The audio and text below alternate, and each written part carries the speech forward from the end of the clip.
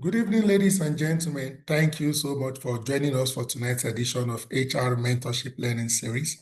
I'm excited to bring for the opt-ins time Mrs. Rita Babalola. She'll be facilitating tonight on the topic navigating salary negotiations during interviews, strategies for success. However, I would still like to read her profile just in case somebody is getting to get to meet her for the first time. Rita Babalola holds a Bachelor's of Science in Chemical Sciences, and she has an MBA in Human Resource Management from the Lagos State University. She's a member of the Chartered Institute of Personnel Management and the Nigerian Institute of Training and Development. She also holds a certificate of accomplishment from Coursera on small business enterprise growth to greatness. She has been a Cherry Blair mentor, and she has helped support female entrepreneurs launch, manage, and grow their businesses within the first 6 years of starting the organization for the past 5 years. She has also undergone training both locally and also internationally, including with Chicago Booth University. Her banking experience spans the defunct Fountain Trust Bank that also metamorphosed into Heritage Bank, Guarantee Trust Bank, where she was involved in relationship management, credit packaging for clients. Part of our responsibilities included identifying new market development, majorly SMEs, and so on and so forth. Increasingly, ladies and gentlemen, complementing our wealth of experience, Rita holds a certificate of participation in life coaching from the Esteemed Coaching Academy, UK. As a testament to her dedication to professional excellence, she co-founded Beacon Gate, a distinguished management and HR consulting firm, where she continues to lead with a commitment to fostering organizational growth and individual development. Ladies and gentlemen, Beacon Gates, the consulting firm, was recently recognized and given the award for Outstanding Corporate Brand of the Year 2024 in HR practice by the iconic brand Africa, with the visionary Mrs. Rita Babalola also receiving an award as one of the top 10 exceptional professionals in human resource management and practice for the year 2024. Ladies and gentlemen, speaking on the topic navigating salary negotiations during interviews, I present Rita Babalola. You have the floor, ma'am. Okay, thank you so much, sir. Thank you for that. And thank you everyone for having me today. It's supposed to be a question and answer. It was when I saw that you were asking about PowerPoint, I said, sure. This is PowerPoint presentation. There's supposed to be people coming up here, question and answer inside. Probably because of my years of experience in recruiting, I happen to have that vast knowledge of what is expected in terms of when people are there, you have received offer letter or you are doing interview. Why some candidates are always so afraid of going step further in negotiating salaries? And that fear that keeps everybody rooted, most of us rooted to the fear that I don't want to lose this job. Whatever pay that they offer, that is just what I want to take. So we are here to change that perspective that we cannot talk during negotiating salaries. We cannot negotiate it. Another reason why we're here today is also to build confidence and build that self-assertiveness. It is here we're going to talk about your self-worth. Why are some people so afraid from negotiating their salaries? And then you can also see that in terms of negotiating salaries, why females are better in the position to negotiate, but they don't always negotiate. They have this fear of the gender that, oh, let me just take what it is. Women are supposed to be docile. They are supposed not to be like, you don't want to be too demanding. But most statistics, when you read, when you go online, you'll see that the greater number of people that ask for salary increase, that always ask how to negotiate their salaries, are usually men. And sometimes when I'm doing interview, honestly, if I ask 4 females, tell me yourself what, you're just like, oh, they will always underpay themselves. And so most of the time, I'm always telling them that, you know what do you think you can? If there was a magic wand here, and they say, abracadabra, pick a salary for yourself, what would you pick? What would you pick? And they will say a figure, and then they'll start laughing. And I'm asking, why are you laughing? And it's like, I just wanted to say, I said, no matter the figure you state, always be bold about it. Be bold enough to know that salary itself is something. Is either yes, is either a no. If they're going to rescind their offer, it is not because you asked for salary. It may be, yes, but then it is not 100% all the time that it's because you demanded more. Okay, so what I've also done in this talk or conversation is somebody approached me and I did a salary, I did a counter offer for the person, and it's one of this big top Nigerian company. But when the lady collected her offer letter, it wasn't what was negotiated during the interview. And then she reached out to me to like, oh, can you help me with this letter? I know you can write and blah, blah, blah. So I said, okay, just give me some time. And I came up with it. In less than 3 weeks after, they increased the salary to what she had wanted. It is just documenting it. But because some of us are always afraid that I don't want to be too demanding, oh, what if I do this and then they withdraw the offer letter? If they withdraw the offer letter, it is not because of anything, it's just because you didn't know how to position it. And this thing also affected me when I was entering the banking. I was in a bank, another bank before, and I wanted to move. And one of my colleagues, we left the same time, but she took a step higher. But when they gave it to me, I was like, oh, let me just take it. But when it was at home, we were on the same level. Believe you me, they gave her a step higher. And that was because she reached out to the human resources manager of our previous place to draft the letter for her. But I just thought, I don't want wahala, I don't want any stress. Let me just take it. It's a bigger bank than where I was coming from. But then she did not do that. So we're here today to learn that we can also reach out to people to help you draft one or two things in terms of the letter. That was a turning point for me. I felt very bad because for almost a year, 18 months, I could not match up with this person that we were at par when we were at the former bank.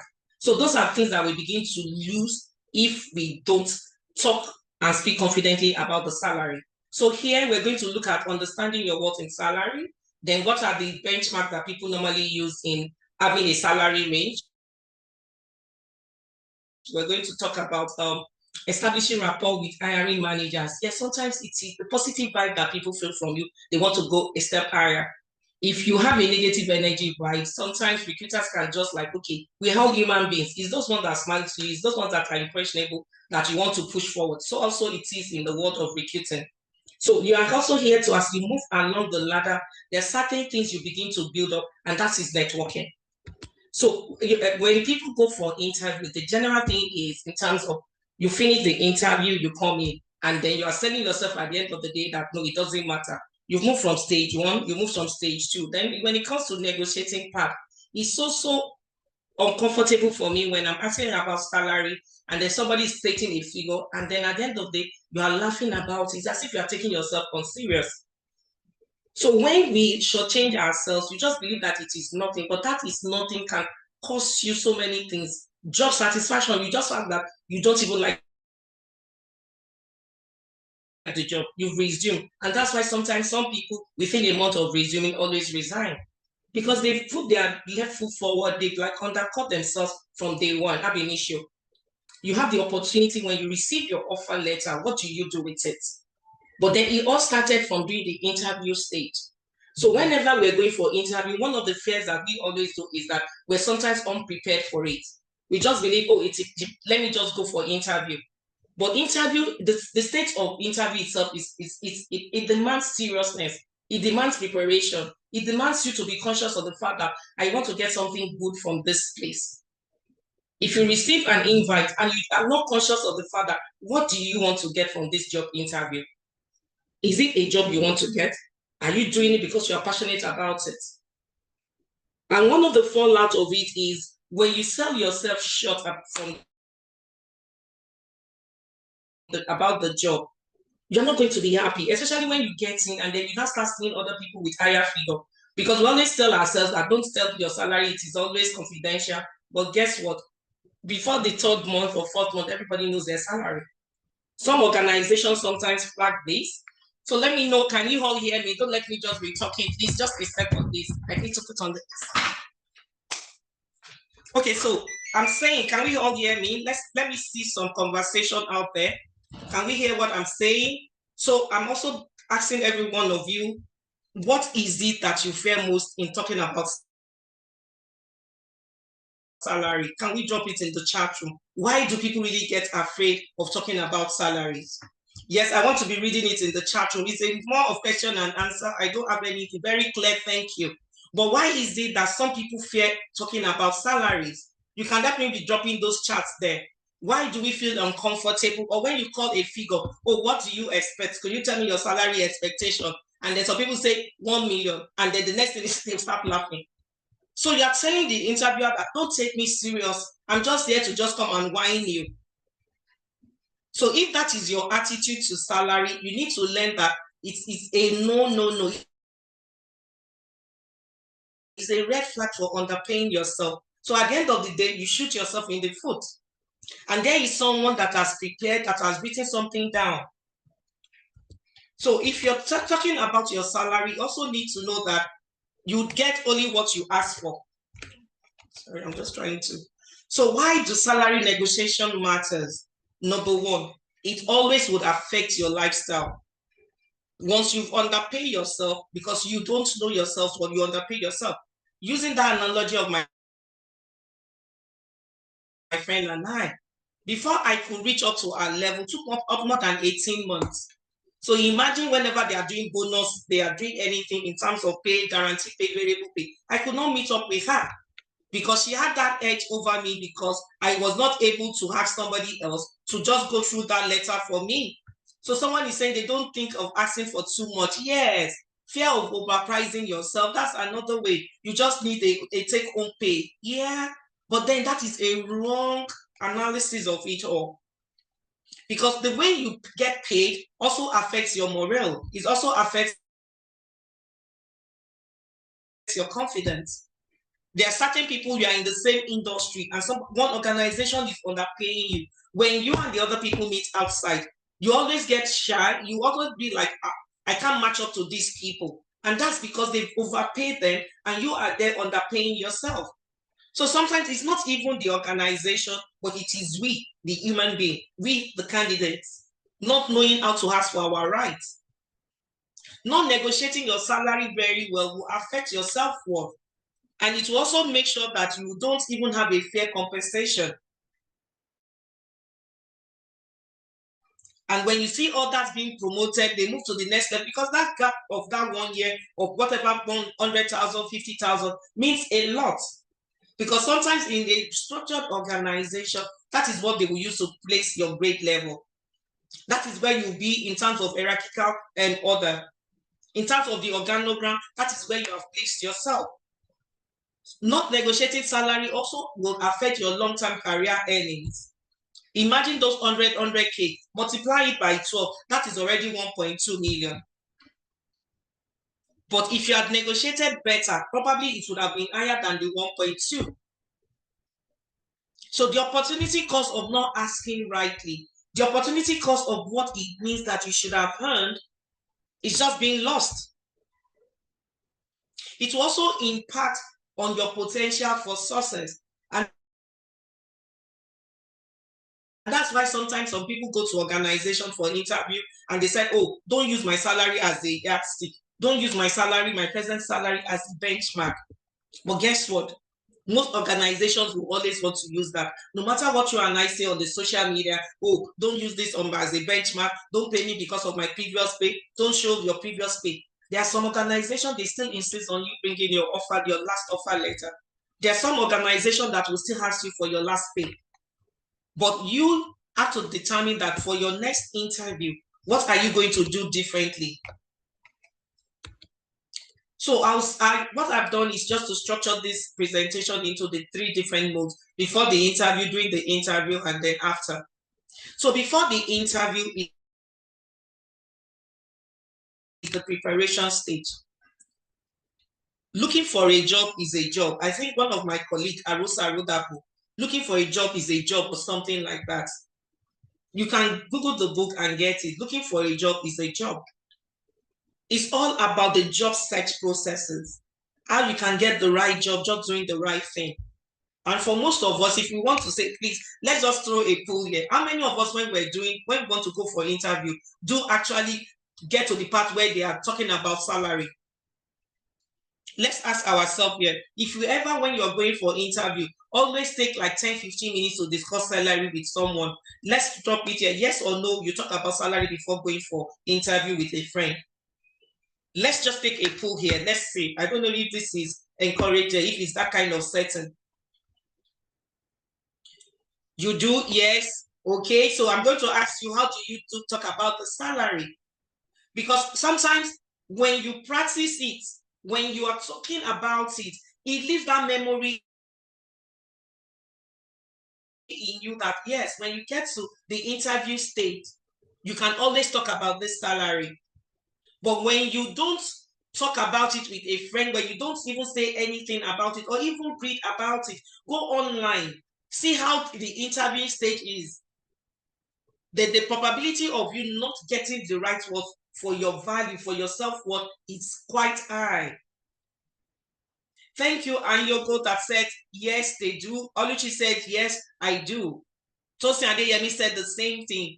So I'm telling you now, from today, tell yourself that the new you're going to, when you are preparing for interview, this is one of the things that you're going to look at.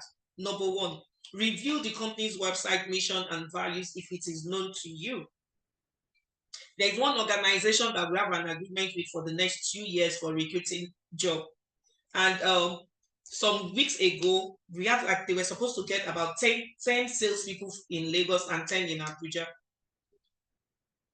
And the one they sent back to Lagos for us, about 4 of them, they said, oh, they didn't have the school certificate, so they would not take them. 6 of them went through the other process. But guess what? It was only 1 person. So I was curious enough to just reach out to the organization.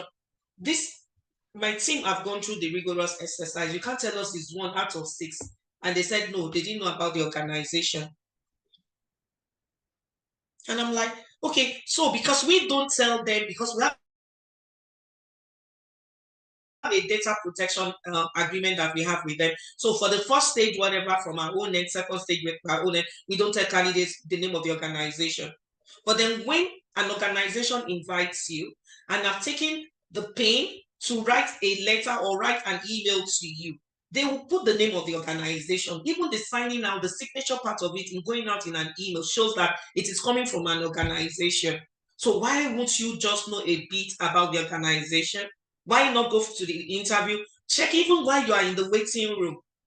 I know most of us have phone, data, and all those things. It is what you can quickly check. Sometimes we underrate those things and feel they don't matter. But guess what? They do matter. You need to understand the fact that this is a company that wants you to know about them. This is a company that you are also desiring of coming over to.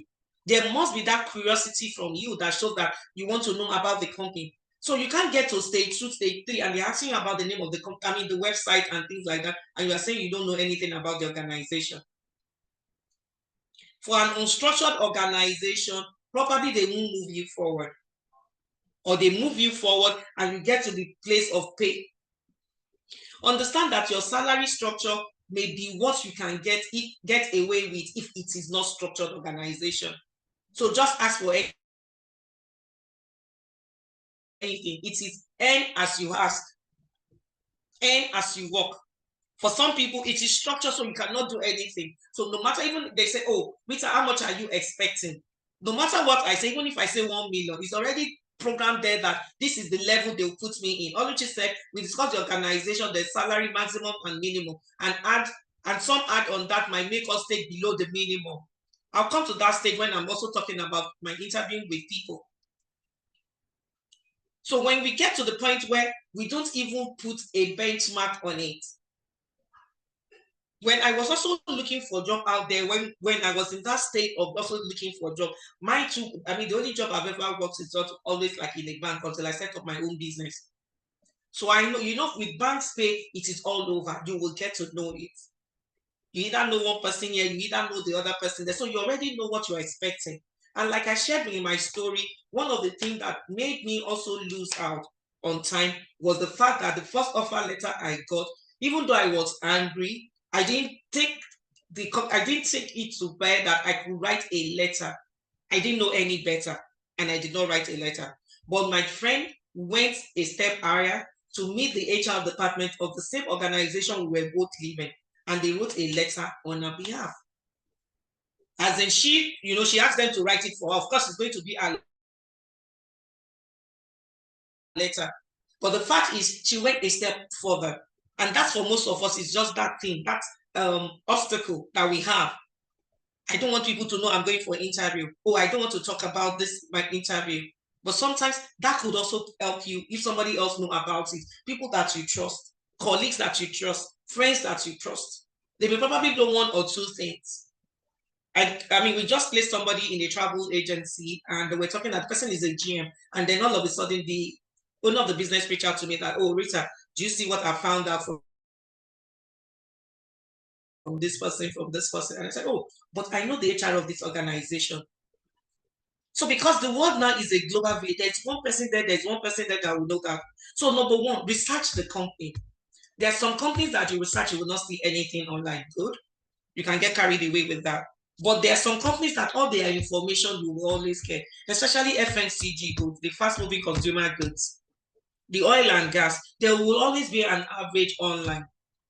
Nairametrics, as simple as that, and what do you call it? Nairametrics one, that's the Nigeria one. Then there is also Nairaland. People always post those kind of jobs. You see the ugly job, they'll tell you, oh, don't go to this one. Oh, the pay is here. They will always put those things there. People vent on Nairaland. So if you want to go and check any organization's page, honestly, go to Nairaland. That's the Nigerian version for you. You will practically get jobs and get the salaries stated there. You know, when aggrieved candidates want to just rant online, it is Nairaland.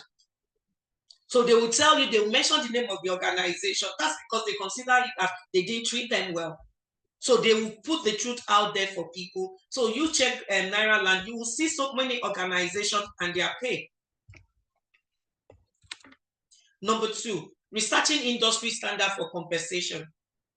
Most part of this, I mean, outside the climate of Nigeria, you always get this thing at the tip of your finger because it is well arranged there, that information, it's an industry on its own. This benchmarking industry where you can get your salaries, it is an industry job. It is just there. Different. When I was checking online, in the US alone, they have more than 50 something. In the UK, they have more than 50 something. In America, it was almost more than 200. It was even the SHR website that I got to know the different names of some of them. And I was like, oh, how do you think you want to get all this information from different websites? For the one Nigerians always use most is just the Glassdoor and the pay scale. But the Nairametrics one, when I was doing the research on this one, we just kept coming forth with information, especially the fintech one. You'll get it in Nairametrics. So if you have been called for an interview, the onus is on you to also take time out to check online what the pay is. Sometimes when I'm doing interview, I get paid. I'm even the one telling candidates that, no, when you get there, ask for this salary. And I'm asking them, what's your expectation? They are telling me something. I'm like, no, do you know the worth of this job? And that's because they've honestly not done their own work. Because there will always be one person, there will always be another person that will tell you that, oh, this is the worth of this pay. Don't shortchange yourself. Number one, research average salary from your position to provide a solid foundation. And when you are doing that, usually friends are usually people that you can easily reach out to. They will know a friend. I mean, you are in an HR platform. Many of us are in HR mentorship. Many of us are in HR foundry. Many of us are in YF. Many of us, there's so many HR platforms that you always have one or two people that will know about an organization. Just last year, I was doing an interview for a GM. And I was wondering how a GM would be telling me that he's expecting to be earning 800 in a facility management company. But because he didn't do his finding. He didn't do his finding. A general manager for a facility company with more than 12, 15 years, 800 is very, very low. I had to open somewhere and I'm like, okay, but do you know this job? Then he said, okay, I'll take 1 million. I said, higher? But I'm looking at other organizations or other people that they will not tell him. And he will shortchange himself because it's not many organizations that have a structure concerning harmonized pay structure. So when organizations don't have that harmonized pay structure, that is the one that whatever you say is whatever you get. So they don't have anywhere to fit you in. State what it is. If you shortchange yourself, 600K, they put you on 600. Because to the owner of the business is saving money. But to you and I, we get dissatisfied with the job, especially when we come in and then you are seeing somebody that you have more years of experience than, collecting more than you. For some business owner, when we're doing recruiting and they ask me for pay, and I'm telling them, don't worry, let me just give you a guess. I just go online, just check one or two things. I usually use PayScale or Glassdoor.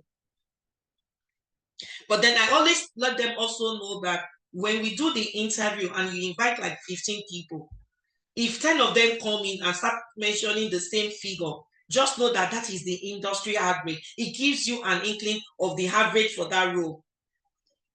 So, and because there is trust in this relationship, they take whatever I say. Because if I invite 10 and 6 people are telling me, no, they want 1 million. And even if you had initially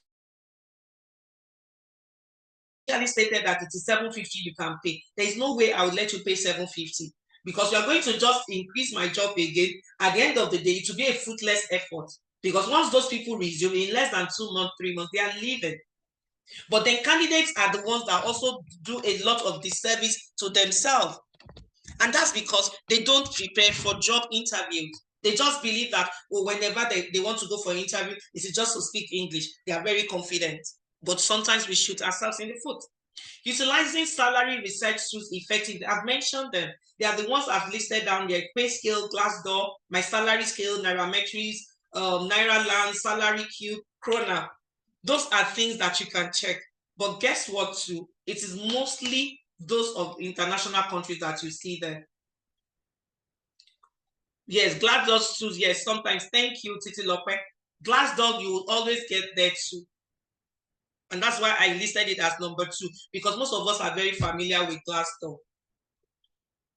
Also, in getting to research about the industry, you can always reach out to the number of people that you have here online.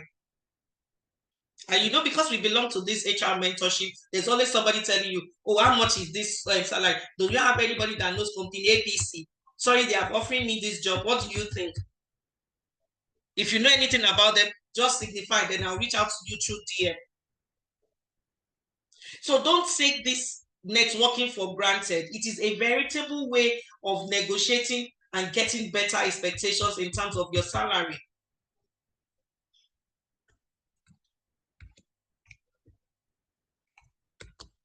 So this is where we kill ourselves the most, understanding your worth. And like I said the GM of a facility management company came last year, and we got to the part of salary. And I'm asking, yeah, because when you work with a company that don't have salary structure, sometimes it affects your ability to earn more. It affects your ability to even ask for more, because people will be looking at, oh, you're coming from 400 and now you want to ask for 800 or 900. They'll give you that kind of sign as in, are you all right? But because that person has undercut himself from the initial job, ab initio, it is a lifelong something. If you are not careful and you don't know how to break that gist, you keep on having low jobs like that. So how do you know yourself for? Number 1, list out all your achievements. You have to be the one, you have to be the chief evangelist of your brand, of your name. You know how a CEO has started a business of his own or her own, and they'll be telling people, oh, I just started this business. You have to let people know what you are worth, what you have been able to achieve. I've never seen anyone that I've interviewed that has done something worthy of note that doesn't seek itself or herself praise when we get to interview stage. They will always want me to know. They are the ones you want to talk. Okay, just let me know what you have been able to achieve, and they keep on talking. Because success brings confidence. It is when you have done something worthy, that is when you can say you want to talk long in an interview. I was able to do this. I was able to sign on this. I was able to reduce the expense to by 20% or 25%. And that was because I brought about initiatives. And then you begin to talk about them. You know, when you are also mentioning your accomplishments, your those kind of confidence, those kind of self-esteem that you have begins to rise. Even those recruiters begin to notice that your body language has changed. From there, you're already selling your self-worth, because sometimes I just have to take a sit back and like, oh yeah, this person knows what they are saying. So if you go to an interview and you're already afraid of the fact that you cannot talk about your salary negotiation, you're going to affect yourself negatively. So you're looking at the fact that you're self-aware. You must be, look at the picture, you must be self-aware of yourself. The recruiter will not do that for you. You have to be the one to look at yourself in the mirror and tell yourself that, oh, Rita, I can do it. Godwin, yes, this is Godwin. Godwin with 7 years of experience, know what I can do in the HR field. I have to look, I always have to look at yourself and say, yes, I am going for that interview. I have done 8 years of veritable HR experience. How do I quantify it? Oh, I can ask Amarachi, I can ask Ngozi, I can ask Musa. How much are you earning? Then you consider your skills and experience all over. Most recruiters always will start with post-NYC experience, and they begin to build upon that. What is your post-NYC experience? What is the journey? How has it been for you? It is not by the years of experience again when you get to a certain level. It is the worth of your achievement, the quantifiable worth of who you are and what you represent. So when I see a candidate and I tell my staff to that, the client doesn't know you. So we have to be the chief promoter for you. We have to sell your brand. And the brand selling is also part of the reason why you get paid higher. Honestly, for most jobs, sometimes I feel so sad that candidates underpay themselves. So, but if there's any recruitment I'm not participating in, when I see the assessment report, I'm always buffing it up. Because I look at this, then I have to justify it in front of my clients. But then I'm now looking at the candidates themselves that are just don't even know what to do with themselves. So for every interview, please learn from today, you must take a pen and a paper and decide to put what is my worth. Post-NYC experience is 10 years. I have worked in ABC for 3 years. My pay was 200,000. I moved to NYC or SYD Limited. My pay was 400. It doesn't mean you have to be growing with 100,000. That is another mistake we make. We must be ready to throw in the figures, but the figures must match your experience. Then ask people around. Oh, I work in a retail store.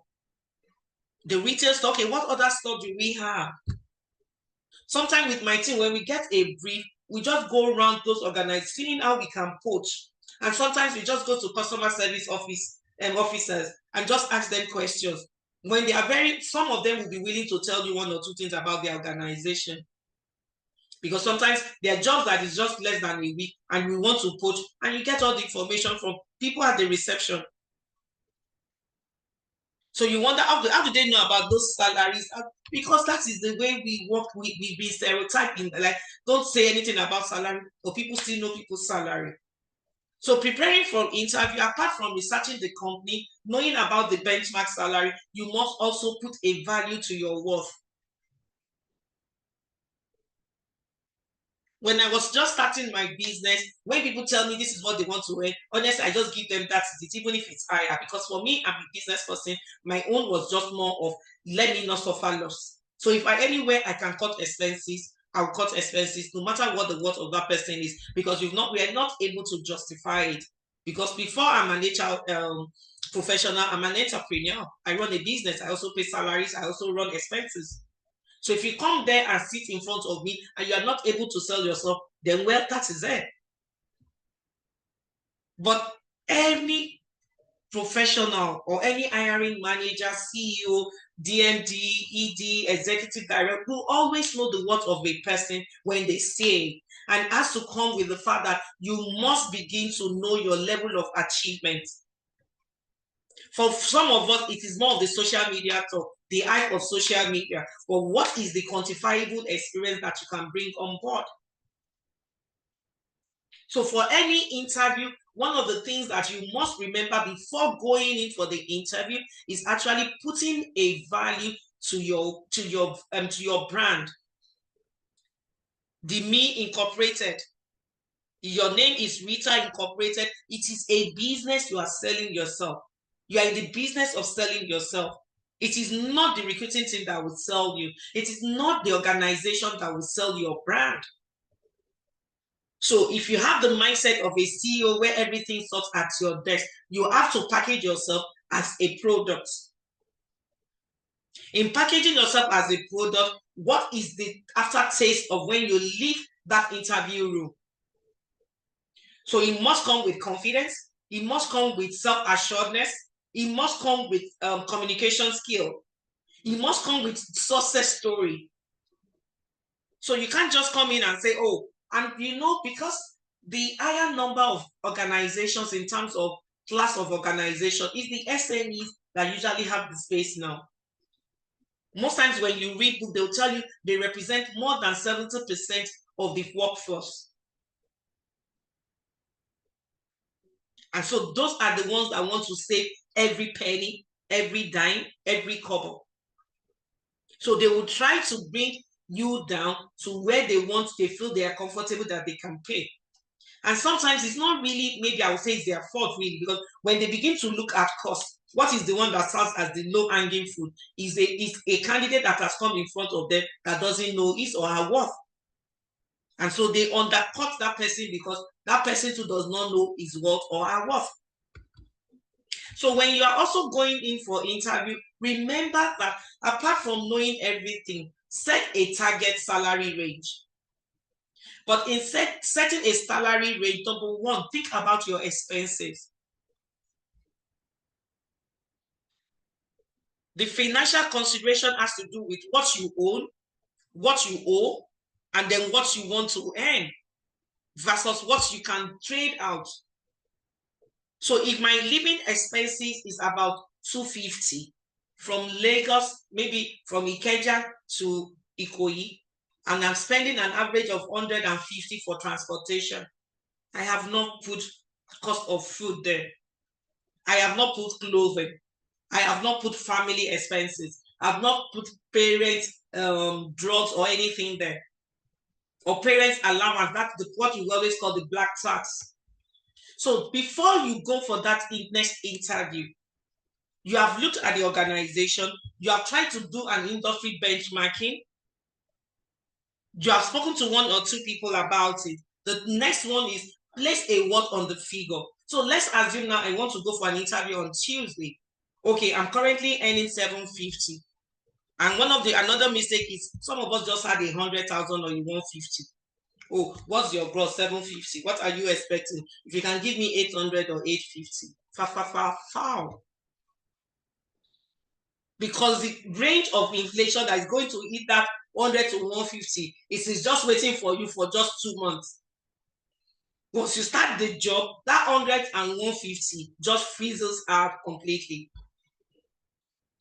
So the right margin to put on an average one from where you are coming from is at least a 250. I always tell people that give yourself that range, put it there or more than. Then let it start scaling down. But then when you now do your financials, cost of transportation, wife or spouse, children, school fees, place a range on it. You already know for the first 6 months, there are 2 school sessions within 6 months. What is the school fees of your children? What do you give your spouse or your spouse give you for upkeep? What do you spend on transportation yourself? Going to work, that is just one part. What about other family functions? What about parents? The black tax, the one for family, your siblings. Then what do you put for savings? Honestly, you need to factor on all those costs. But for most of us, we don't. We just feel that it is just, let me just come to an interview. And honestly, when we do that, 150, 100, it disappears within 2 to 3 months of your resumption, because then you don't now see any increase in your previous salary.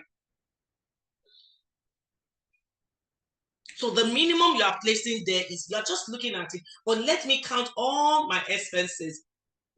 So you have to set a range. I always tell people, give me a range. Don't tell me 350. Give me between 350 and 500. And I ask you, justify this. Why should I pay you this? I'm not my client. I'm not going to cause grief for them. But I also want to present someone to them so that at the end of the day, I get my recruiting fee. If I don't get them to choose a candidate, then I don't get any fee. So what I will do for you is, what can you quantify what you can do? Can you justify? What are you bringing on board? But you know, success certainly gives you a level of confidence when you're discussing your salary. And when you have done something worthy, coming from where you're coming from, honestly, those people, I always know them when they sit in front of me doing the interview. The body language already shows you they don't brook nonsense. Because success, they wear it like a cloth. It shows. You can't tell them, oh, I'm coming with 450 and you are telling me that I should take 600. They are moving the money to about 800 times 2, which is always the bargaining power. You have to consider, okay, so it's on the second, consider factors like cost of living, industry standard, and company budget. Company budget is for the recruiter. So, but then when we get to the part where they give you an offer letter, how do you do it based on company budget? But the last thing you also need to know when you're putting a range is, be prepared to justify those range. And that's why I always tell people, the cost of living, just do an Excel. Put in your, factor in your transportation to the office, transportation to other family functions, church, parents, sisters, friends, places, clothing, children's school fees, living allowance. Put those things and classify them. And then you begin to put a certain ratio to it.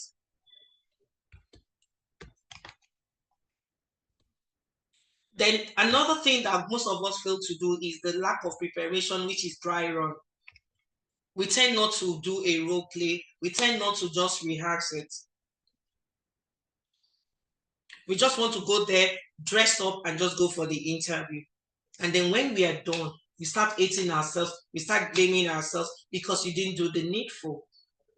The needful is, well, I have gotten my salary. I've gotten a letter of invite. You stay in front of your mirror, practice it. You can practice it in front of your sibling, practice it in front of your spouse, practice it in front of your friend. Okay, ask me a question about salary. Okay, let's even do an interview scene. Most times I see that I am sometimes irritated with some people. Then I'll tell my staff to take them to the conference room, put on the TV for them, and get them to check in interview skills. Because I know if you fail at the second stage with those people, I won't get paid. So practically, I turned myself to interview coach.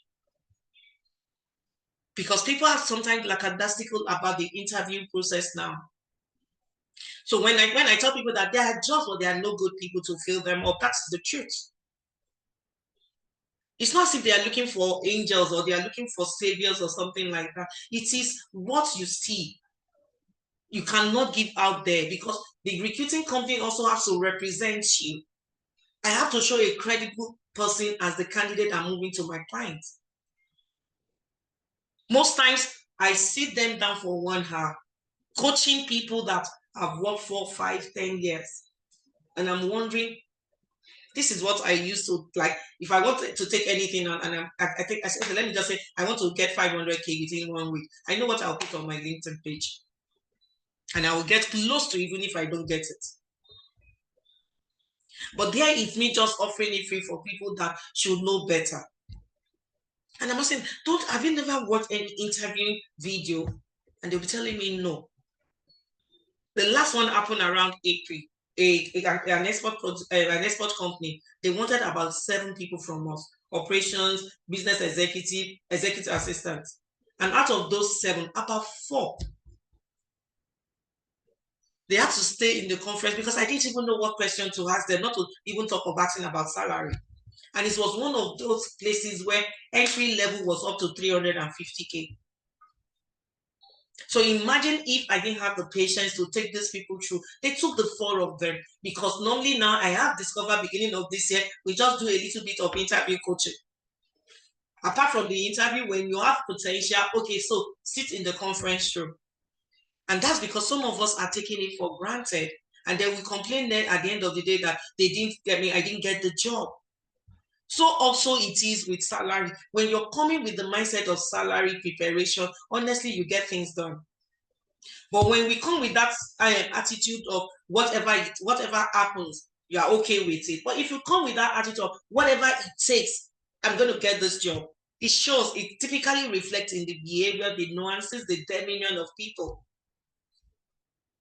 But it's not everyone that will have the patience. Sometimes I'm always afraid. I'm always telling myself that if some of my clients see what I'm doing, they won't even give me their job. They'll give me their brief. Because I'm telling people, oh, this is this. Oh, do you know the pay is this? Can you ask for more? And even then, when I say, okay, mention 2 figures, those figures don't even come near to what the organization have benchmarked. And that's because for most of our own tasks, our own job, we always try to tell business owners, companies that this is what the new salary scales should be. Like for my organization now, if you're coming in to ask for us for any driver, the minimum we give driver is 150. If you're not ready, we're not budget. So you can't tell me to get you a personal driver and you are saying you want to pay 100. It is not in Beacon Gate. So also with some jobs, when they immediately they say, oh, come and recruit for us. If you are calling me one figure like this, I reject it. Because I don't want to do roles continuously for 2 months. And that is recruiting firm fighting on behalf of candidates that don't even take the time to try and present themselves worthy of that salary. If you want to earn more, justify it. You can easily do that with yourself. What practice this thing. When you practice 1, 2, 3 times, honestly, it flows. And you know, when I was starting, I said for most females, honestly, we don't have those confidence to always demand those high figures. I think with men, they are wired to like money or something. But with women, ladies, it's as if we're just submissive in terms of money. We take whatever it is without any fight. It happened to me too. My story, like I shared.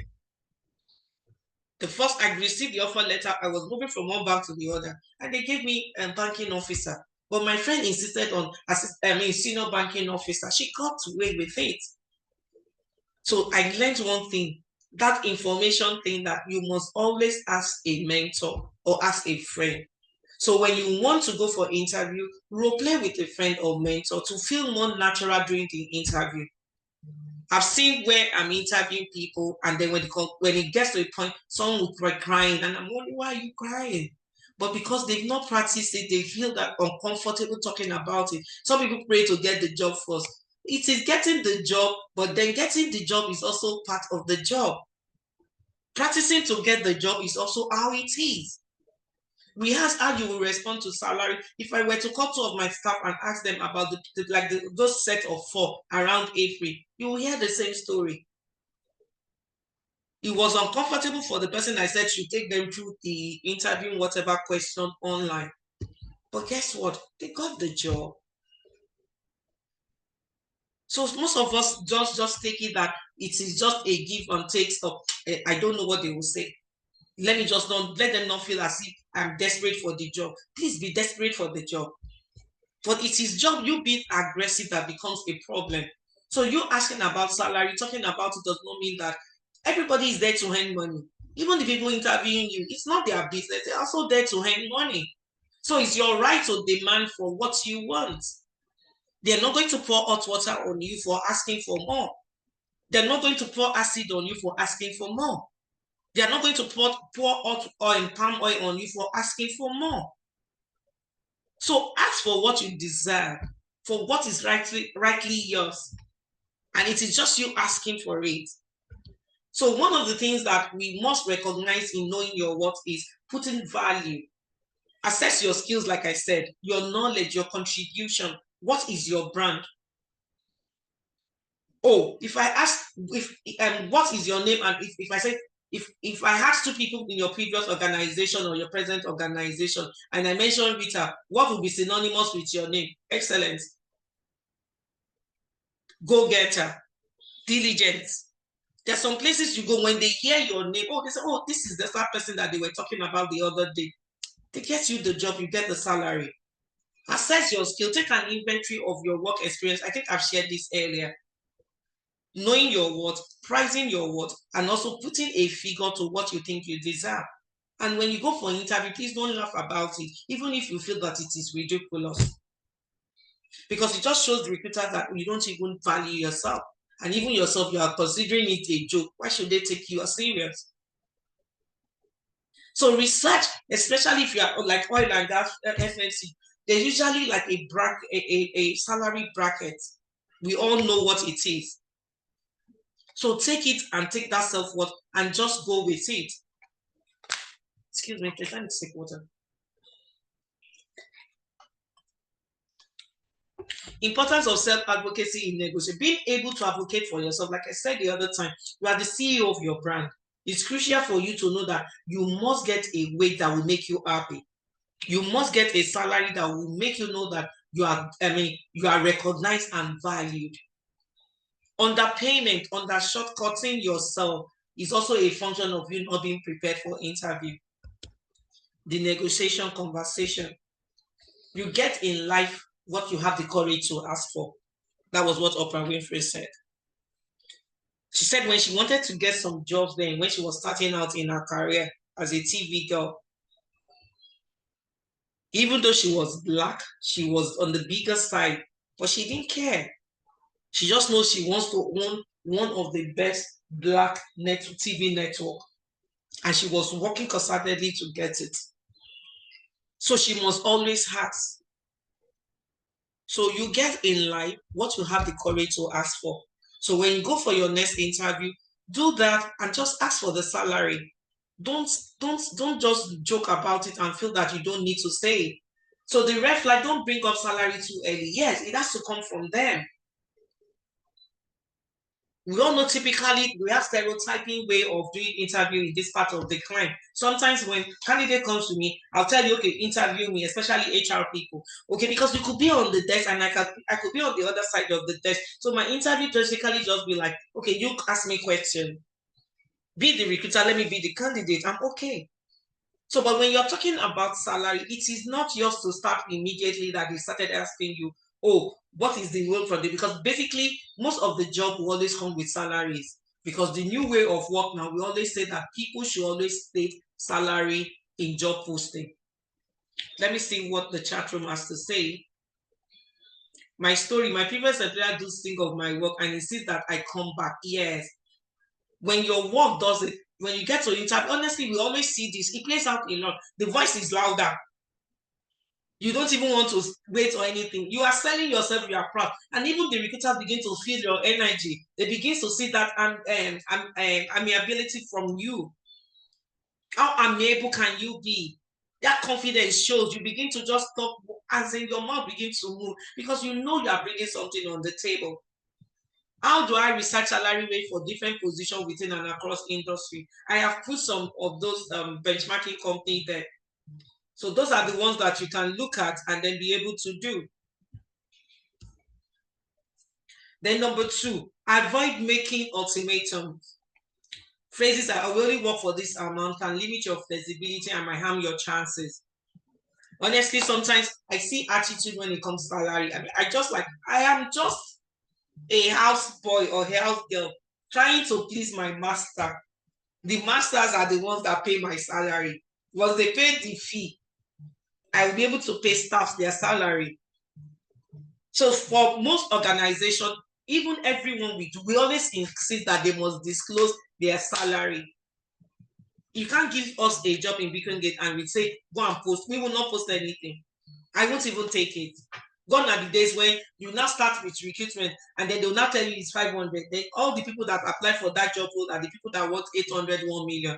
Then you'd have done interview. Then we get to the interview stage, then the third stage with the client, and then they will not get to know that it is 800. Then you that you have done the work, sweated everything. It's just a waste of effort. So, but one thing I also know is from the beginning, always know what you want from a job interview, honestly. And once you get to the first stage and it's not singing like you're reading, then drop out of the job. And when they tell you, oh, this is what the benchmark got you, if they tell you, okay, let's see what will happen, you can go with the job. But any job that they tell you that it is not ready, just know that it is not possible for you to push beyond a certain limit. Don't waste your time and don't waste the recruiter's time. So number 4 is the typical one that Rita Babalola did some years ago. Don't accept the first offer without negotiation. Me, I just accepted yours truly. And then my friend, they brought out a letter maybe 2 weeks after. And guess what? She got a raise. That thing pained me, like, seriously? But I have accepted the offer. I have written. I said, oh, should I write? They said, no. Maybe I should even have given it a shot. But I needed the job desperately, like some of us will do. But then another amazing part of it, when you are talking about salary negotiation, is we always sort think that it's just the financial aspects, but there are other benefits that come with it. Like now in Beacon Gate, I'm seeing where some staff will say, okay, you know what, work 4 days in a week. Don't even say 1 day work from home, work 4 days in a week. And we still pay you for the 20 days. We're seeing it, okay, let's work 9 o'clock, still close early. Those are ways that you cannot quantify the money, but they give some mothers peace of mind because of their children. Healthcare. What about the healthcare part of it? Some will tell you it is upon confirmation. Some will tell you from day 1, that's when you're entitled to HMO. I had a terrible experience with an organization, and a client, the client was into construction, and we got them a particular manager from another construction company. But what we did not know was that the HMO was upon confirmation. So the guy resumed very energetic, passionate about working and making a difference in this new organization. Honestly, it was one of the most part of the job that I hated that day, and it touched my heart, really. So because during the course of the interview, most times, or the job brief, we don't even know about HMO and things like that. All we also focus mostly is the pay. And then even when you are posting, when they give you, sometimes you don't even put it on the job post or just specification. So this guy came in from one of these top construction company, and because this new company wanted to build an estate, he felt it was the part of it. Let him even come and show that he can do something. Let him show that, sorry. And because of those things, because of most of those jobs, probably that they said they were going to give him a plot of land for his family and things like that. So it was not an enticing package. But guess what? Less than 2 months when the guy resumed, the wife took ill. He was in the office, the same office, when they called him that his wife was being rushed to the hospital. So the guy was like, oh, but he has been asking the HR about HMO. It was just the HR person was just posting, oh, we'll sort it out. We'll sort it out. Apparently, the HR doesn't exist until after confirmation. So they called this guy in, and they told him the wife, they just rushed him to the hospital. He spent a lot of money just to ensure that the wife received the right treatment. If it was like an organization that's caring, they could just have taken and foot the bill, but they did not. The guy resigned like less than 2 weeks after that incident. He said he could not bear it. He regretted it. And when he was talking to me on the phone, honestly, I was almost like crying as well, because it touched me. So sometimes when we're thinking it's all about the pay, it may be a quantum pay, but health is health. It took it took a leap in financial consideration, but it did not look at the health part of it. For the wife to now have undergone, and he was like feeling pain, because if it was his previous organization, he said he won't pay a dime because he has gotten to that level of management. But because of high financial pay, he took that job. They will give him land, they will give him a plot of land because it was an estate that they were building. They will also give him a place there. And he lost that at the end of the day because the kind of his operation that the wife did was quite financially tasking. So then when you're also asking about salary, you don't need to be confrontational. Your body language shouldn't change because you're talking about salary. All along, the interview has been mild. Excuse me. The interview has been mild.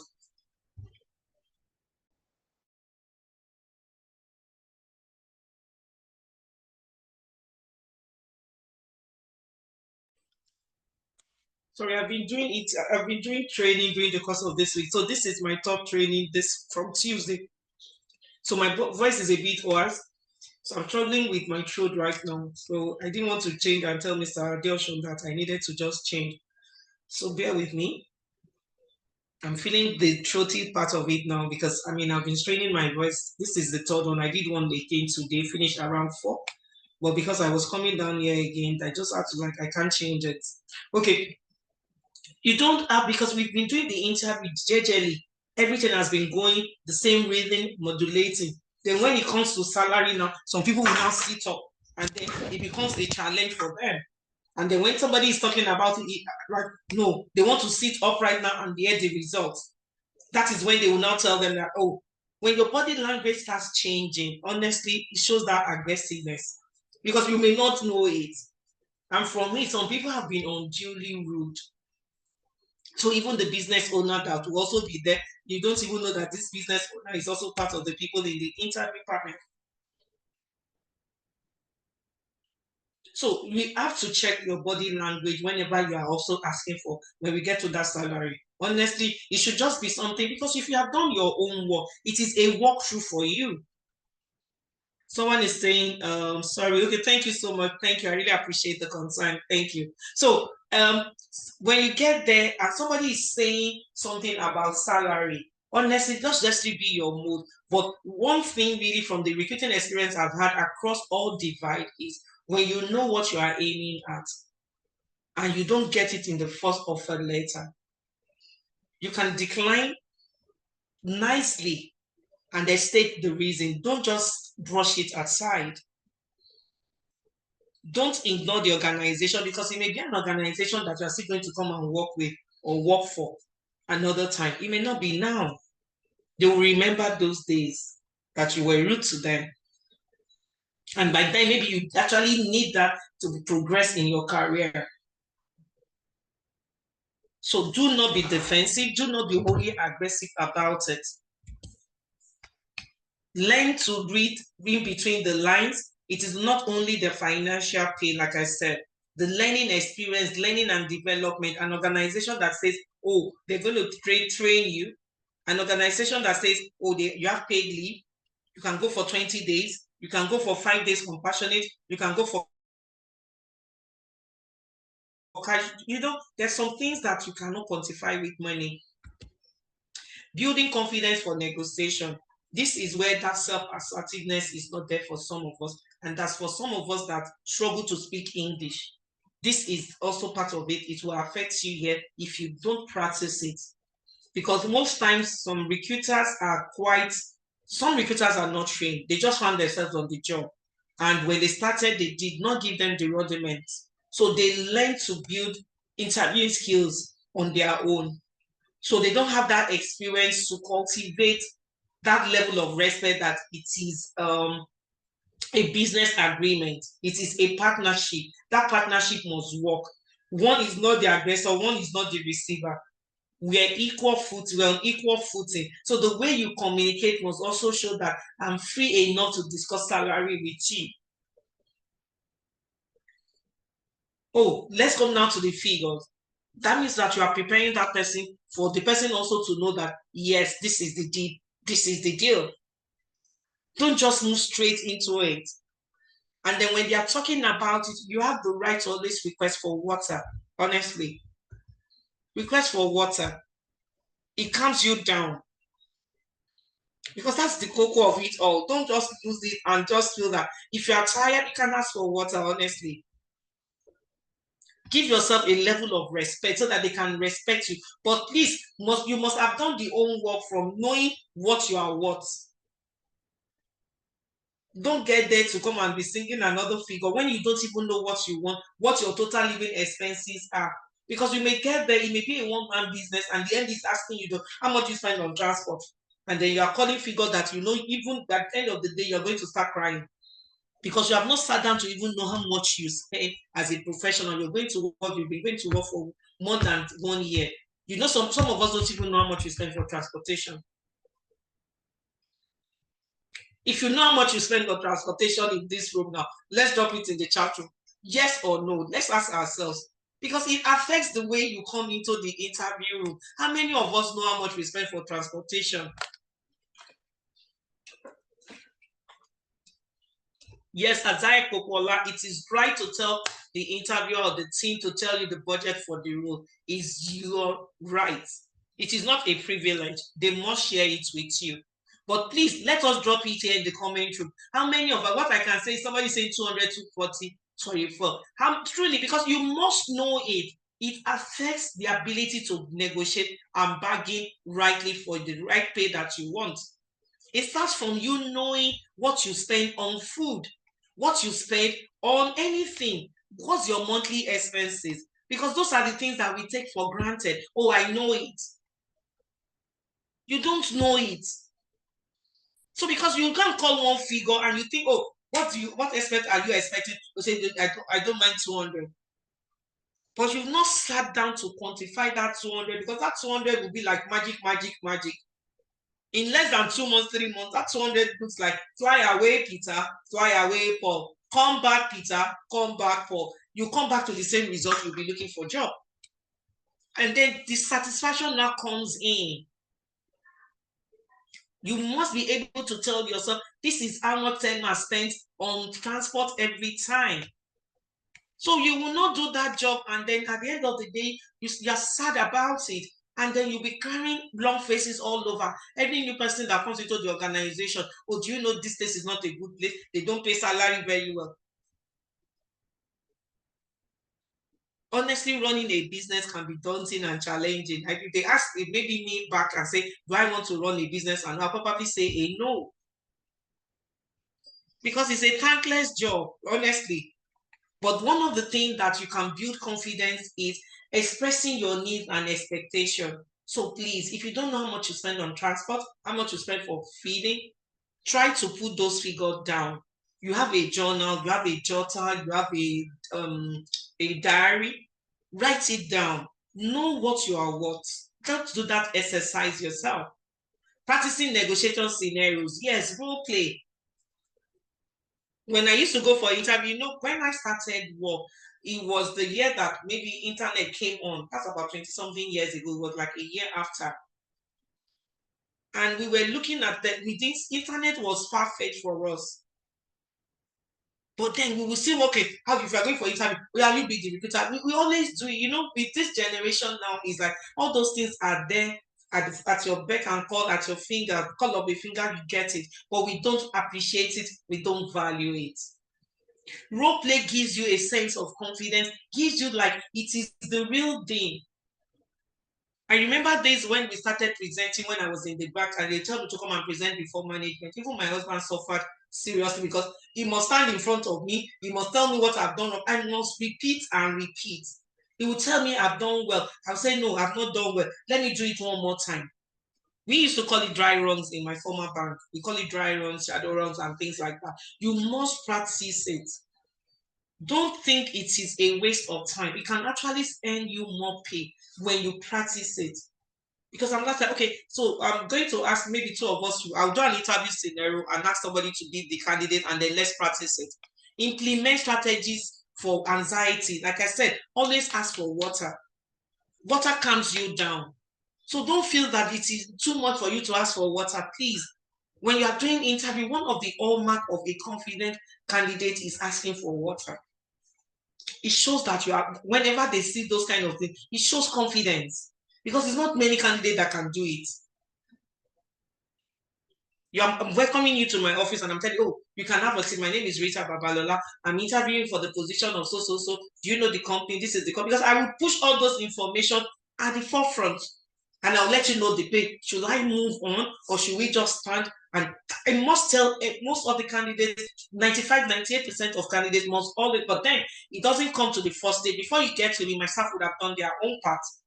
Because when it gets to me, I'm telling you just to know if they told you that this is the name of the organization. Because I've seen a candidate that when we told him that it was a betting company, a Muslim, he rejected it. I've seen another one when we told it's a manufacturer and what do you call it, distribution of alcoholic drink. They rejected it after the final stage. So I've learned to always say this thing ab initio from beginning.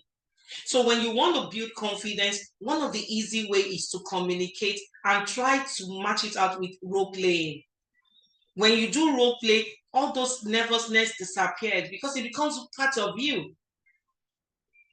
Then also when you have also been able to put pen to paper and know what you're worth, it becomes easier. And then the third one is implement techniques for managing anxiety. For some, when it becomes whatever it is, they'll start sweating because they've never thought of it. It gives them anxiety. They want to earn more. But in doing that, honestly, these things are behavioral. It is normal because some people, they feel uncomfortable talking about money. They feel that when they get to that money part, maybe that's where they miss it. So they will always want to be compliant with anything the recruiters say. But that is the greatest mistake that they make. So, but when you don't do this and be used to it, that is the fallout of it. So I'm begging you and imploring you, if nothing else for this interview, when you're going for the next one, practice role playing and interview scene. Practice it. Get to ask for water. There's no company that will not provide you water. Sorry, let's go back there. So establishing rapport with the hiring managers, yes. For some people that you meet in the course of your interviewing, learn to build rapport with them. Learn to be free with them. Learn to ask questions. When they ask you, do you have any question for me? Honestly ask. I tell people that don't ask me questions. I said, oh, you want to get a new job and you are not curious about the organization. You don't even want to know what the management team is. Okay, I will now ask them this question. Tell me what kind of management that you think would suit you and will make you bring out the best in you. By the time you give me 1, 2, 3, I'll tell you that that is not the kind of environment you are going, because the man can be like a one-man saying that everything must pass through him. Can you work in that place? And then they start sweating and start asking me questions. So I always like to put it out there, maybe because of experience. So that part of developing rapport, you must learn to be open in your communication. Ask about where this kind of, what the job is. Do you have any question? That's an easy way to build rapport. So don't miss it, because it will make you find easy common ground that you guys can build on. Can I say something else to you guys that is always what it is? For most of the new jobs that we get now, it's actually coming from candidates that when they get placed, they still call me back and say, oh, I had a wonderful session with you. Oh, there's something here going on in my organization. Can you bid for it? Can you do this? Because I made the interview stage very easy. When we are done, they don't even know we've done interview. But it is not everybody that understands interviewing itself. It's just like a person that studied medicine but did not have time to practice in more than 10 years after medical school. By the time it starts, it's going to be rotted. It can't be the same as somebody that has been practicing it. And for some people that went into recruiting, it is because they just want to do something and they push them to recruiting. They were not given the fundamentals. But you, with your experience, when you get in front of a hiring manager, honestly, for you to have a smooth way, smile, compliment. Oh, I like this office. Oh, your office is cool. Or downstairs, I was just there. I was watching something. Oh, I saw something that I think I like that. Someone came to my office and was like, oh, there's something on the framework. I think I put it on my phone now. It was the one that frame has been there for more than, let me read it out to you, has been there since 2019 was when we got that frame in. But because it's something we put every day, I can't even remember it. So it came today and then said, oh, when we're doing the interview, and then I was like, oh, fine, thank you. And I said, before she left, she just said, oh, I like the frame on your wall. There are 3 frames there. And I was like, which one? Then she brought out her phone and said, an attitude of whatever is convenient won't accomplish very much. An attitude of whatever it takes is impossible to stop. Let me read again. An attitude of whatever is convenient would accomplish very much. An attitude of whatever it takes is impossible to stop. Do you think I will forget this lady? No. I can never forget that lady, because she's made it, she has broken that ground of having rapport. But this thing, guess what, has been there for how many months there? Many years. I can't even remember that we made the frame there. But in building rapport, don't, when they tell you, then what else do you want to say, or ask me questions, don't say nothing. Please use it as an opportunity, because when it comes to that salary, because you have broken down that ice, you've broken down the wall, it's easy for them to give you information and tell you, you know what, that salary actual pay is about 800. Why are you asking for 600? So when you get to the client, you ask for 850. They will tell you an above, because you've been able to build trust from there. And then negotiating itself properly. Confidence and assertiveness are quite key. Use the word I statement to express your need. I want this. I think this is what I will need for this period. And that's because of my transport allowance is about 200 per month. Oh, my living expenses, including draws, including my children, is about another 150. Then you just be stating those figures. There's nothing to hide about those figures. It doesn't mean that you're expressing and giving them confidential information. You are only being expressive, so that in negotiating before the recruiters, they can help you push further. Maybe because for me now, it is more of a purpose in terms of the job role, in what I'm doing. I try to make candidates also feel comfortable and try to get them the best. Because if you get higher pay, my fee becomes higher too. But if you get underpaid, when you enter that organization, less than 2 to 3 months, you're going to be dissatisfied. Then I get to replace you again. There's no new money coming from it. So why waste all the time? So I try to make candidates feel comfortable, be more confident to negotiate salary, practice negotiating skill. Don't leave it to chance. Communicating value. I liked your skills. This is just the same thing. I think this is a repetition. I liked your skills and experience relevant to the role. Articulate how unique qualification and help justify. It's the same thing. Successes sells faster during negotiating stage. Accomplishment will make you navigate so many things and get away with so many stuff. Oh, I want this one, I want this one, I want this one. Demonstrating impact through past achievement. We said that earlier. Using data to support your salary, that is the benchmarking, or using your own living expenses to justify it. Sometimes when I want to hire someone for my organization, when I ask them, okay, how much are you expecting at the time? I said, have you factored in your transport? Okay, let me know how much is your transport. And for that, because they know it, honestly, most of the time I top it up again, despite the fact that we have an harmonized pay. But the harmonized pay that we have has notches. So you can be in step 1, step 2 now, and step 2 level 1, step 2 level 2, step 2 level 3. But it's just salary differences or increases that changes. So because people are open to say that, and I'm like, okay, how much are you expecting? How much do you say? Oh, by the time I do a mathematical something with my brain there, I'm seeing that, oh, Rita, this guy is just going to spend how much is it of a salary on transport? Can you buff it up a bit? So honestly, say that and be confident. Another thing that always gets to recruiters is when you talk about your parents, when you're talking about, oh, I'm buying drugs for them, I'm buying whatever it is. Most times, even with business owner, I see it moves those people.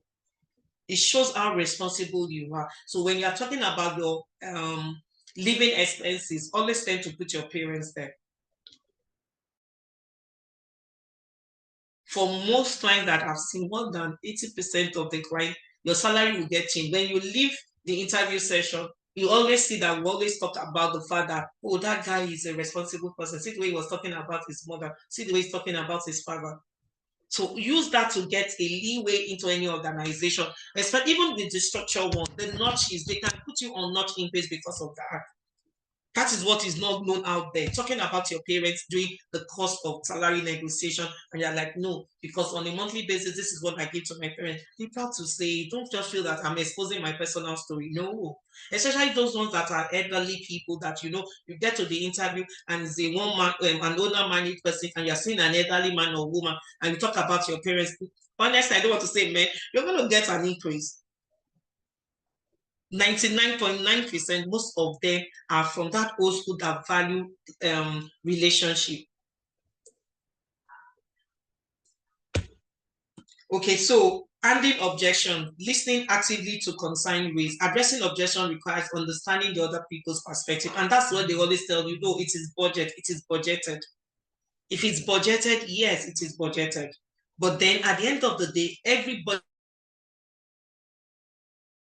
can also be moved. We're in this part of the world where things go higher at any time. At the speed of light, before you buy bread has gone up, you buy egg, this one has gone up. So even budget gets to be changed when you know the right button to push. Stay calm during the period of negotiation. Like I said, don't lose your position. Don't be overly aggressive. Don't be overly demanding. But there are subtler ways of doing it. And one of the ways that I've known that I've always worked is to ask for water just before you get to that salary negotiation. Calm down. Take a sip. Because this is where you're also discussing one of the interesting parts of your life.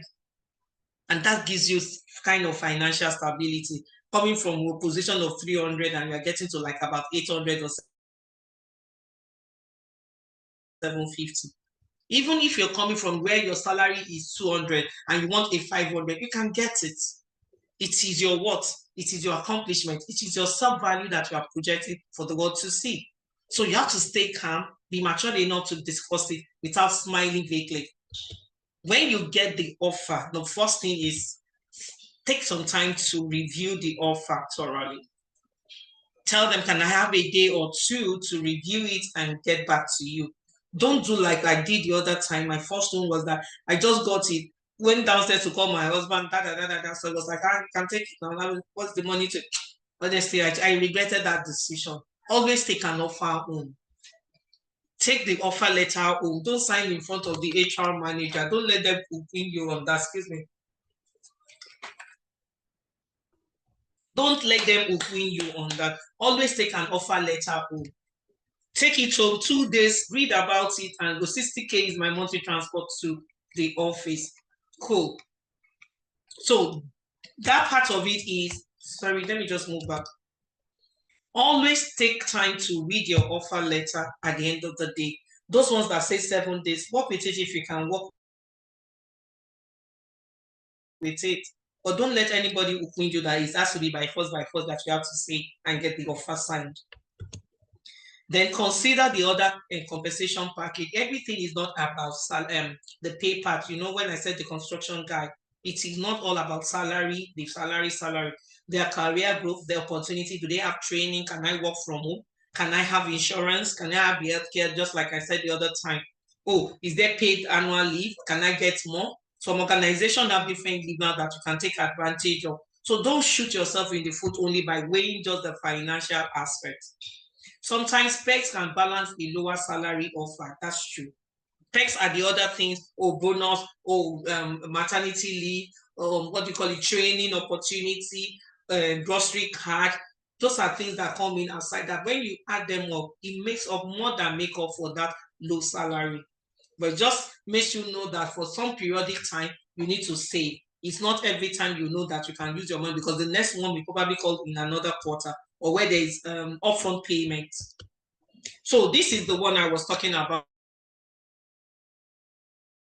when I said, oh, a candidate for an HR position at an, that's the life story I was actually sharing. We're almost rounding up. A candidate for an HR position at an esteemed organization received a formal offer.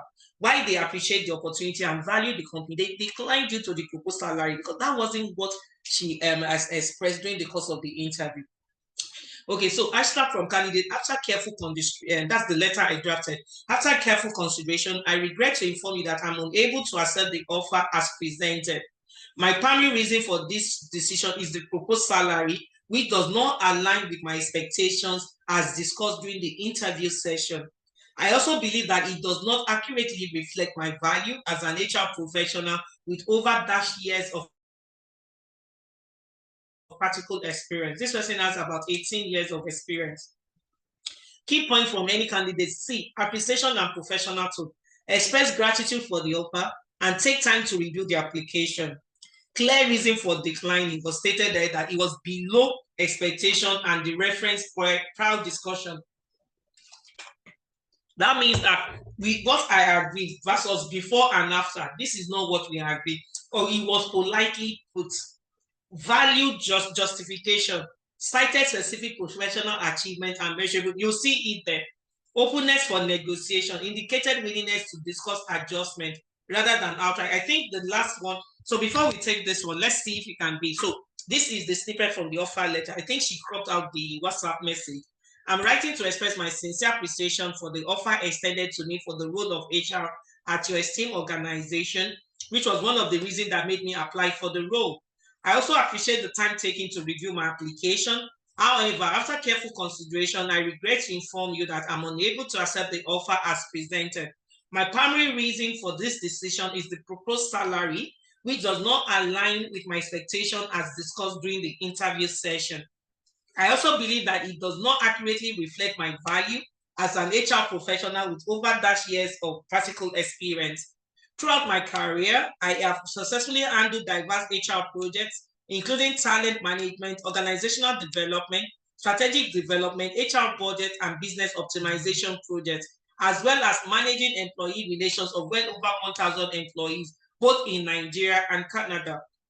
Among one of the laudable projects was the sourcing and placing of well over 150 employees for a retail chain within a 2-week cycle, onboarding and managing marine crew for an oil and gas company with a mixed cultural background, and it happened to be one of the most peculiar tasks I was saddled with. If one understands some of the educational backgrounds and temperament of this personnel, designing strategic policies to optimize talent and position and to optimize talent and position organization as great places to work, handling performance management system, that stuff, both in Nigeria and in Canada. Another remarkable achievement while in Canada was the setting up of a family-owned bakery business that became a flagship enterprise for immigrant integration and is currently being used as a case study in one of the Canadian universities. You see, because it's not I'm writing on behalf of, so I said you could expand more on that. You can expand more on that. This is if you want. Therefore, given my extensive experience and qualification, I had expected a more competitive compensation package, more attuned to our discussion point. Did you see that reference to our discussion point? And I said state figure. However, I would like to highlight that my decision is not solely based on financial consideration, as my primary reason stems from job satisfaction. When we started the Why Salary Matters, job satisfaction must be there. And the value addition my multifunctional and diverse experience from working in 2 different clients have afforded me. Did you see why this person, I'm writing on behalf of the person, but we was based on what the person has done in the course of her career. I would also be willing to get recommendation or character attestation letters from previous employers in Nigeria if need be. Did you see? That success, you can wear it. So some people just decline offer letter and just write 3 lines, 4 lines, sorry, I cannot take. That same company will take you if you know how to word it. I am eager to contribute to this highly esteemed organization that values its employee and offer great opportunities for growth and development as typified in the offer. Unfortunately, the proposed salary suggests that my skills and experience may be underutilized. I will appreciate the opportunity to discuss the offer further and explore. I think I've missed it up. Okay, sorry. I would appreciate the opportunity to discuss the offer further and explore potential adjustments. Did you see it now? Adjustment. However, if the compensation package remains unchanged, I fear that it may not be feasible for me to join the team. I am confident that my skills and experience will be a valuable asset to your organization, and I hope that we can revisit this discussion soon. Thank you for the opportunity, and I wish the organization continued success in finding the right candidate for the role. So back to this place, like it is not every job that you have to do and apply for. That job may not be yours, but this person has about almost 18 or close to 20 years of experience anyway. And is someone that I know has a good work ethics. So it was easier for me to design something. But look at all the approach there. How effective is this approach in keeping the door open for future opportunity? She said, oh, she was utilizing the organization, your STEAM organization, how you value your employees and corporate contribution. See all your packages, everything is fantastic. But this may not be the job role for me now because of the pay. But if you are ready to adjust, I can come on board. What specific phrases or structure make the letter both? Oh, they've taken like 10. What specific job role, what specific phrases or structure make the letter both firm and respectful? It is the way and the manner and the tone. So when we're talking about salary, it is not to just take it and just feel that, oh, this is just what it is. I just have to be. Well, sorry, they've taken like they've not put on the gen. So let's just manage since you can still hear me. So, but the thing there is at the end of the day, the attitude matters, your tone. If you were the recruiter or HR, how would you respond? Like I said, in less than 3 weeks, they got the letter and they responded. The lady has since resumed. The lady has resumed in that organization. This was sometime ago in April or May this year. So don't always take it that every job has to be, no, I don't want, your salary, the pay was not. No. You have to justify it so that the organization can see reason and reconsider it. You don't just reject an offer letter and make it a closed-ended one. So on this note, if you have any question, I can take for like another 5 minutes. Thank you for listening. So feel free to unmute and ask your question. Thank you. So if you drop your, HR mentorship, let me see. If I'm in mentorship 3, I can send the slide to you again. Let me see what mentorship group I am in. I think I'm in HR mentorship 3. So if you're in 3, my name is Rita Babalola there. Reach out to me. I'll send you the slide. It's on my phone and I can always send it to you immediately we are through with this conversation. Any question? So drop your question if you're too shy to say, but don't be shy because that is part of the recruiting that we're talking about.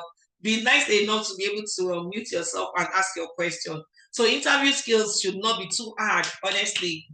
Number 1, put a value to yourself. Don't go for any interview without practicing. Practice with your daughter, practice with your, or if you can't have it, practice with your friend. Just practice in front of the mirror.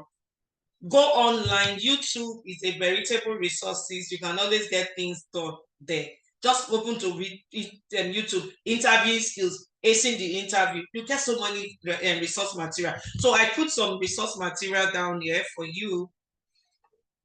You're not in group 3. I'll drop it in group 3. So I don't know. You can reach out to people in group 3.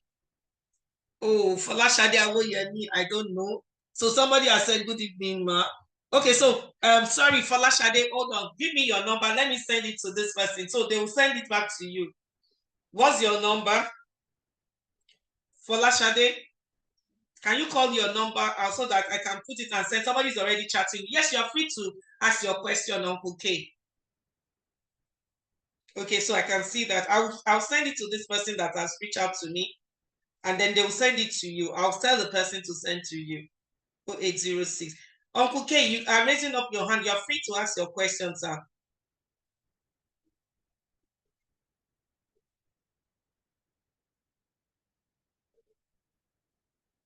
Okay, yes, I'm going to send the slide to you now. Please, you are in group 3. Okay, so I'll send to you. I'm picking up the number. I've put Folashade's number to you. So when I send to you, you send to Folashade. That's how we help ourselves. I want to ask a question. Can someone that has 1 year experience apply for a job that has 2 to 3 years experience? Yes. Yes. Okay, so Dr. Yemi will be the one to share with everybody. Unmute you. Oh, sorry. Let me see, Uncle K. Okay, so let me unmute you. Sorry.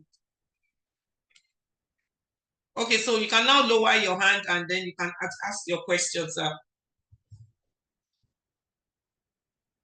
All right, thank you very much yes. Okay, then. for this.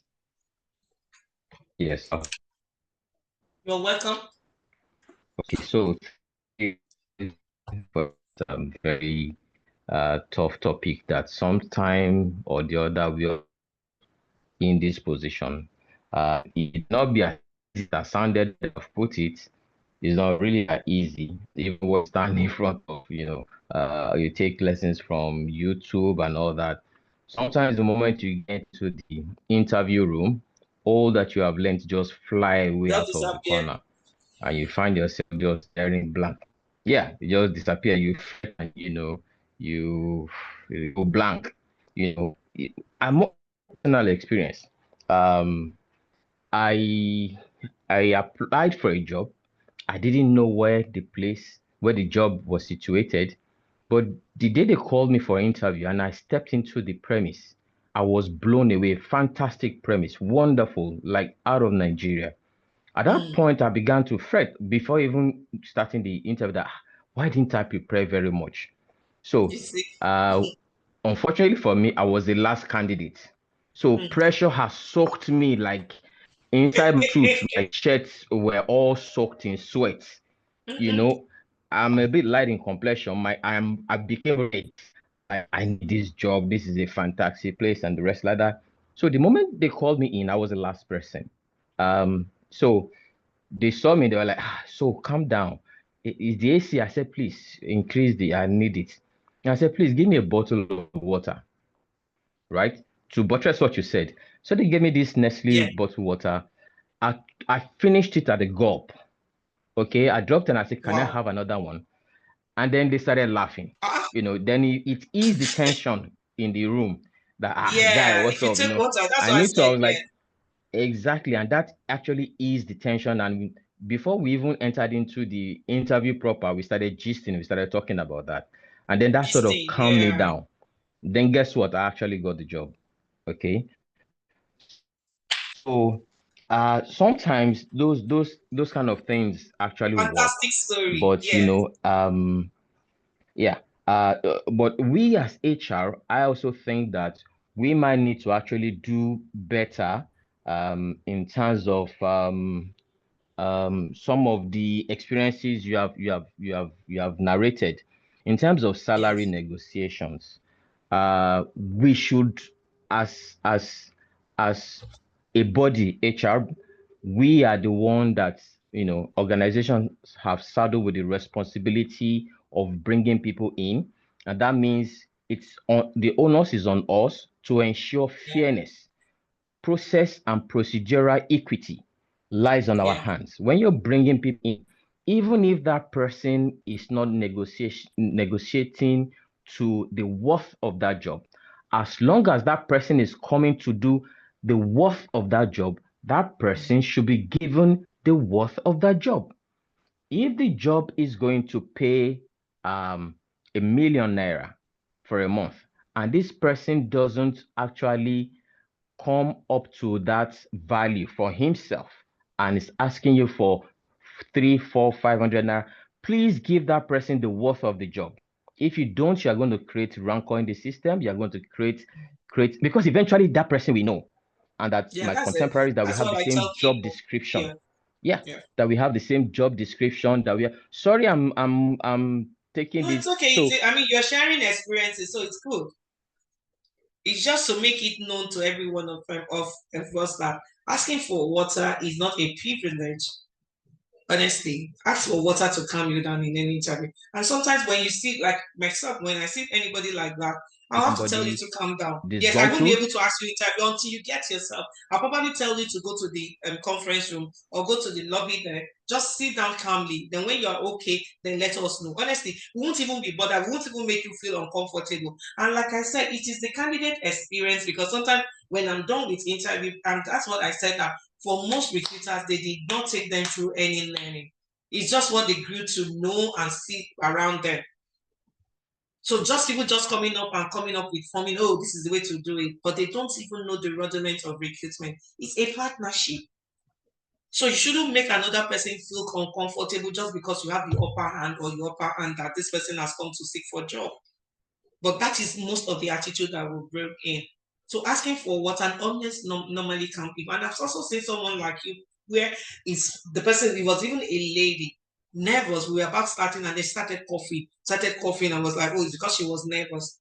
And I had to tell the client that because it was the last stage, can we just give us a bit of time? The woman was like, no. They said, no, we cannot interview at this stage.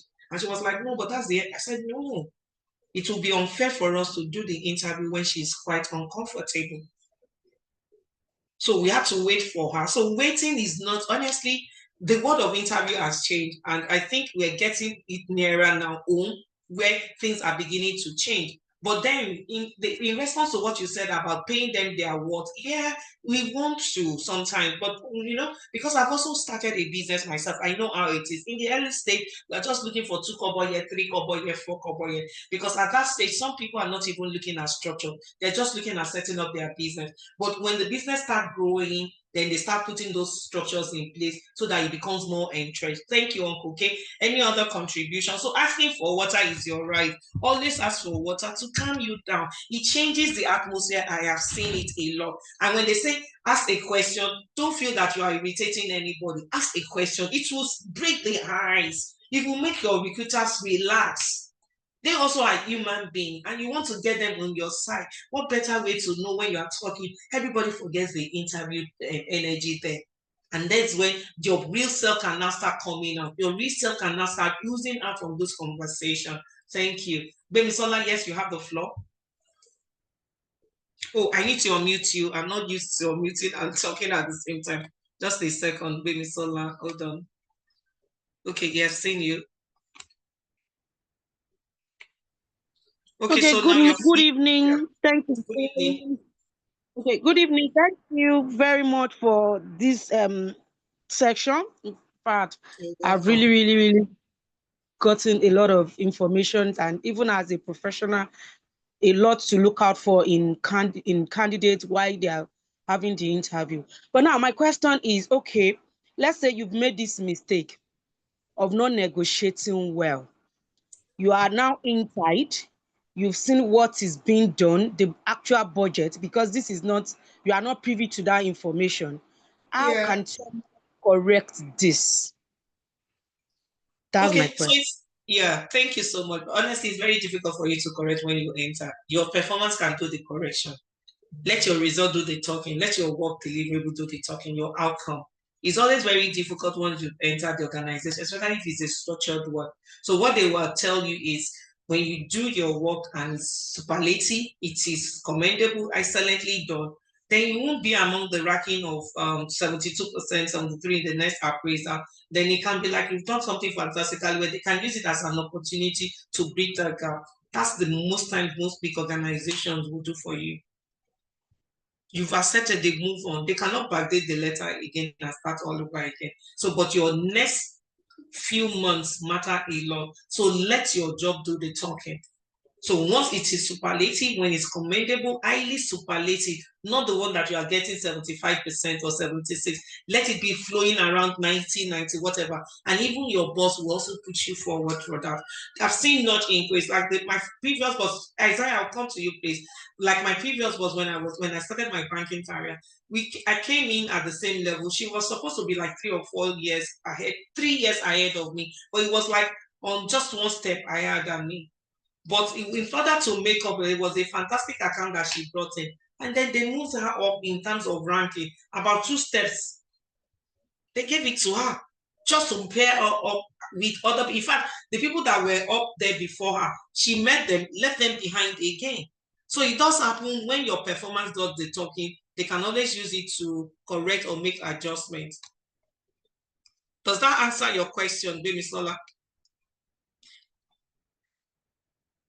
Okay, so I'm trying to unmute you. Isaiah, you have the, okay, sorry. Okay, so you have the floor now. Yeah. Okay, good evening, ma. Good evening. Okay. Yeah, thank you so much for the presentation. It's such a wonderful presentation, and the topic is rare but very, very important. So my question is, during the course of interview, if you ask the hiring manager that was the budget for the role, and they tell you, okay, from 600 to 1 million naira, and you feel that from 600 to 1 million naira is actually okay for you, which one is best for someone to go with? Can someone go for that 1 million naira and one would not be feeling that, okay, the hiring manager also has their own KPI to get fresh employees with low salary. So I want to know your thoughts on this, man. Okay, so what you're trying to know is during the course of the interview, probably then you've asked for like a 600, and then you get to know the budget as it could go as high as 1 million. You want to know if it's okay for you to say you want a 1 million naira now that you know that it is from 600 to 1 million. Is that what you want to know? Yes, and then also to know the mind of the hiring manager if that will not be a turn off that you're asking for the maximum. Okay, no. See, we've paid the recruiting something as some people that have red horns that are very, very wicked. Interview stage has gone beyond that. It's your right to know the budget for the role. And like I told you to, like when I was doing the course of the conversation, that most clients, when they reach out to us as an organization, when they tell us comparative pay, fantastic pay, if they don't put it there, we don't do any posting. The worst that can happen is I'll tell you that, okay, I don't have an idea as well. Let me work with this range. By the time I discuss with my people, we'll come up with a range for you. But then when we are interviewing people and they start coming forward and they start giving us a range, then the benchmark is going to be taken from that range that most of the candidates are saying, because they are the one in the market, they're the one in that category. I'm not in that category. But my work has also opened me to different things. So coming back to the 1 million, it's your right to ask for anything, even as much as you can justify it. But like I said, success is easily seen when you have previous track record. You can see on this offer letter, I mean, in this letter that I wrote for someone that, oh, I can even speak to or bring letter of attestation, record of character from my previous employer in Nigeria. That is for this particular person. If you remember, I stated it here. Let me show you there. So this person saw it there, and it is because there's a record. Yeah, I'm eager. Yeah, this third one. Sorry, I am eager to. I'm putting the cursor, if you can see. I'm eager to contribute. No, I will also be willing to get recommendation or character attestation letter from previous employers. What are those employers going to write? They're going to write that, oh, this person was fantastic. He was able to do this. So buttress it just to show that, yes, I am worthy of that 1 million naira. Let me even get you letters from previous organizations. Okay, there is this lady that used to work with me, Victoria Ehai. When she was leaving Beacon Gate after 4 years, I gave her a letter of attestation and recommendation anywhere. It was open-ended. Because she can work anywhere, that is it. So those kind of letter gives that confidence that I am backing this person up. Just give this person work. This person will do it fantastically well, exceedingly well than your expectation. I was ready. I gave it to my staff that left. So this is that kind of letter that this person is also saying that, you know what, you are not paying me what I want for this job. But aside this, that I deserve this job. I know my worth. For you to know that I even know my worth, let me go to previous employers in Nigeria. If you are not a success story with your previous employer that you have left before and say, oh, I will get letters to attest to my character and my work ethics. So this is what this person has justified. You tell me why they will now pay this person what they want. Because if you are confident enough to say, let me go to my pitch. She didn't say one employer, previous employers. Put the S there. So if I work with 6, I'll give you those 6 employers to write about me. Everybody will sit upright and know that, oh, let's give this person a chance. So that is what we're saying here. Any other question? I think we're far spent. Thank you so much, Ma. Okay, then. It's almost 9 p.m. already. Yes, so we don't have any more hand up. Okay, then. Yes. Thank you so much. Yes, so we ma. can take the leave. Let me just take our leave. I'll share that to this person. I'll put it in HR mentoring and ask Mr. Dr. You can just share with Dr. Adeosun directly, Ma. Okay. So you can share to all the groups. All the groups. Thank okay, you, Ma. Then. Yes. Thank you so Everyone, much. please, can we unmute and do the usual? You know what to do. Thank you, Ma. We really appreciate you. Yes, thank you knowledge. so much. Thank you very much. Thank you so much. We really appreciate you for the presentation. Thank you so much, ma. We're grateful. Yeah, thank you. Thank you very much. Thank you, Maria. You're Appreciate welcome. you. Yeah, thank you. Okay. Have a pleasant weekend. Thank you so